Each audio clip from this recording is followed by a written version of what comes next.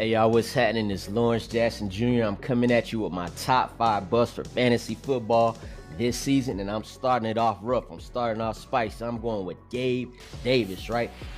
He's living off one game, a playoff game in which he scored 4 touchdowns, right? 2 of those came when the cornerback tripped. Another one was a just completely busted coverage. Jamison Crowder comes into town. He's here to replace Cole Beasley, who had 112 targets. Gabe Davis was 5th on the team in targets last year, and the only one that's off that roster now is Emmanuel Sanders. And you question, why was he even playing behind Emmanuel Sanders, right? At best, I would expect Gabe Davis to, let's say, double his production in receptions and in yards. Now, if you're talking wide receiver 3, mid wide receiver 3, that's cool. The wide receiver 2 and starting them every week, probably not going to happen. Next, let's move on. Yes, I'm going to Dallas. Dak Prescott, who did finish as a quarterback 1 in each of the seasons that he's played in full. But last season, he finishes QB9 in points per game. Now, the Dallas offense did not get any players to make that offense better, right? They will start the season without Michael Gallup. Now, Jalen Tolbert will get a chance to shine early in the season because of that. But again, they didn't get better, and I'm banking on the emergence of other quarterbacks like Derek Carr and Tua Tagovailoa. Those are going to be the guys that bump him from QB1 status. Moving on to Denver, Alberto. Now, I won't call this a bust so much as far as to say, don't expect this to be the tight end to come out and be that top 10 tight end that you seek. First off, we got Jerry Jeudy, Cortland Sutton, Tim Patrick in there. Then you got Melvin Gordon, Javonte Williams, all taking targets in the backfield.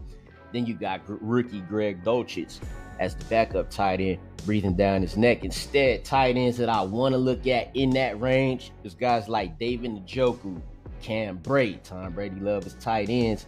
You could even take a look at Evan Ingram. Now, moving on to another guy. This is another Dallas guy. Big talk about Tony Pollard, right? Now, another guy. People are expecting him to just unseat Ezekiel Elliott this season. This is why that won't happen. 1, Zeke's got the contract. 2, Zeke finished as a high RB2 in points per game, finishes RB7 overall. He improved upon his 2020 season, and he had 65 targets with 47 catches. Tony Pollard will not come and be the RB1 and be an every week start like you need him to be. However, he'll still be that flex play, which is solid, but it's not going to be what people want it to be. Zeke is still here. My last one is Chase Claypool. Chase Claypool. Speaking of living off 1 4-touchdown game, Chase Claypool had one of those his rookie year, and it seems like he hasn't done much since. Just too much inconsistency. You get a new quarterback, and you don't even know who that is right now.